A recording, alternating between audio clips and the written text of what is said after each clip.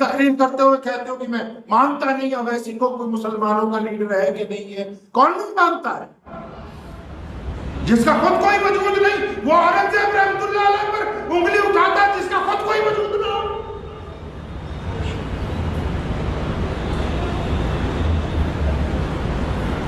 مجھے ایک صاحب نے پوچھا غیر مسلم، آپ بھی سن لیجیے بات. کہنے لگا عثمان بھائی آپ ہندوستان میں مسلمانوں کا لیڈر کس کو مانتے ہیں؟ میں نے کہا ایسا ہے، راہ چلتے ہوئے کسی غیر مسلم کو روکو، اس سے پوچھو کہ آپ کو پتا ہے کہ اس دیش میں مسلمانوں کا لیڈر کون ہے؟ میں کہا وہ جو کہتے وہ ہمارا لیڈر. ہم خود کہتے رہے جی ہم ہیں جی، وہ کہتے رہے جی ہم ہیں جی، فلاں کہتے رہے ہمیں نا.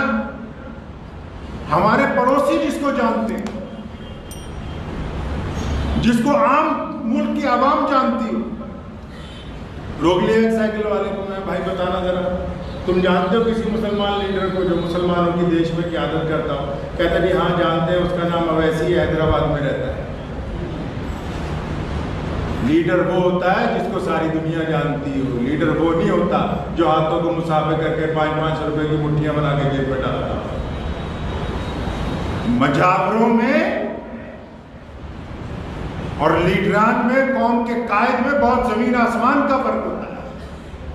ایک صاحب کا مجھے فون آیا کہ آپ بار بار بے ایمان مولویوں کے خلاف مت بولا کرو. میں کہا اچھا کہ آپ ان سے بیٹھ کے کیوں نہیں بات کرتے؟ میں کہا وہ بات کرتے ہیں مسلمانوں سے.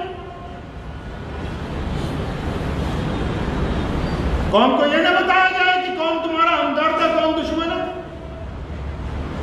ہم بھیڑ بکریاں کہ جو مرضی آئے ہمیں ذبح کر کے آگے چلا جائے.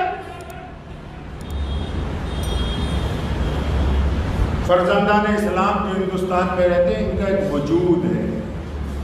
اللہ تبارک و تعالیٰ نے ان کو عزتوں سے نوازا ہے. یہ دو چار جو آج کل کھڑے ہو گئے اٹھ کے، جن کے باپ داداؤں نے ملک کی آزادی کے لیے قربانیاں دی، اب جن کے اندر لالچ پیدا ہو گئی ہے. حکومت جو ہوتی ہے ایک خوبصورت سیر ہوتی ہے. آپ کبھی اس بات کو سمجھے اطمینان سے، جب انگریز اس دیش پر قابض ہوا تو کئی بڑے بڑے سرکار پرست مولوی اس ٹائم بھی ایسے ہی تھے جو مسلمانوں کو کہتے تھے کہ انگریز کی سرکار اچھی ہے.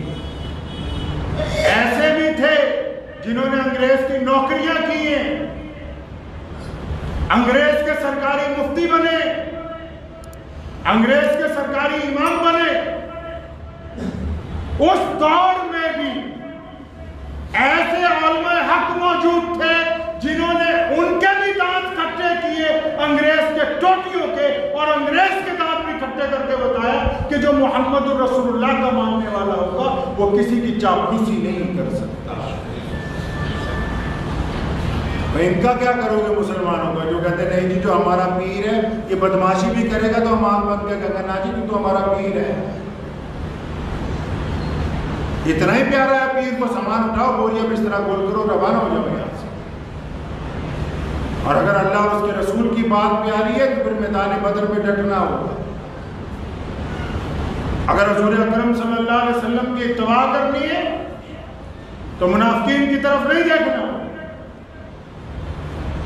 ثابت قدمی کے ساتھ رہنا.